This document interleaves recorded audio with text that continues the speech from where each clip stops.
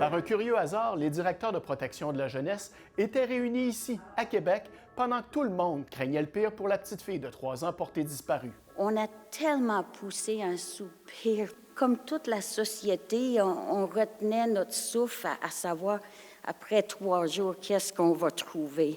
Puis on a trouvé une petite fille vivante, sauvée parce qu'une communauté, une société s'est mobilisée. Il y a un grand appel aujourd'hui de solidarité pour qu'on s'occupe collectivement de nos enfants. Le message est donc lancé, il y a trop de signalements au Québec. Il faut que tout le monde y mette du sien avant qu'on en arrive là. Moi, je dirais jamais que le monde signale pour rien, parce que si quelqu'un signale, soit c'est parce que c'est inscrit à la loi qu'il faut signaler, ou bien il y a quelqu'un qui est inquiet pour un enfant. Ce qui me préoccupe présentement, c'est qu'on voit des enfants arriver qui n'ont jamais eu de service avant le signalement. Pourquoi on n'a pas été capable d'aider ces familles-là autrement avant qu'ils arrivent signalés? Puis des fois, ils arrivent signalés, puis c'est grave leur situation, quand des fois, on aurait pu prévenir un petit peu avant qu'ils arrivent. Au niveau provincial, l'an passé, les DPJ ont reçu au total 141 622 signalements, en hausse de 5 %.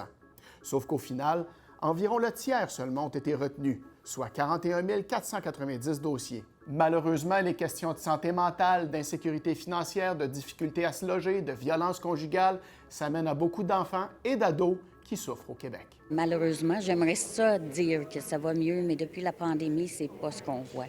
On voit des conditions de vie difficiles. Je peux pas dire, malheureusement, à ce stade-ci, que ça va mieux pour les enfants au Québec.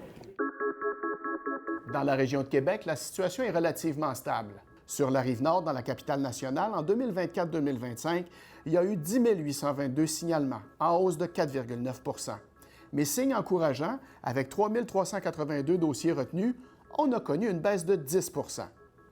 Sur la Rive-Sud, en Chaudière-Appalaches, le nombre de signalements a augmenté de 2,8 % à 7 859.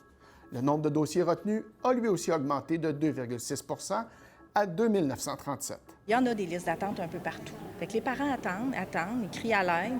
Puis à un moment donné, bien, ce qui arrive, c'est que l'enfant va vivre des fois, oui, je vais serrer le bras, puis oui, je vais perdre patience, puis oui, je vais devenir un parent où je vais sentir que je suis incompétent.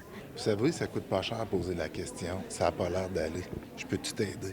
Il y a tout de quoi je peux faire. C'est aussi simple que ça. En terminant, on remarque une bonne hausse du côté des ados suivis par la DPJ. La raison? La criminalité des gangs de rue. À Québec, Mathieu Boivin pour Nouveau Info.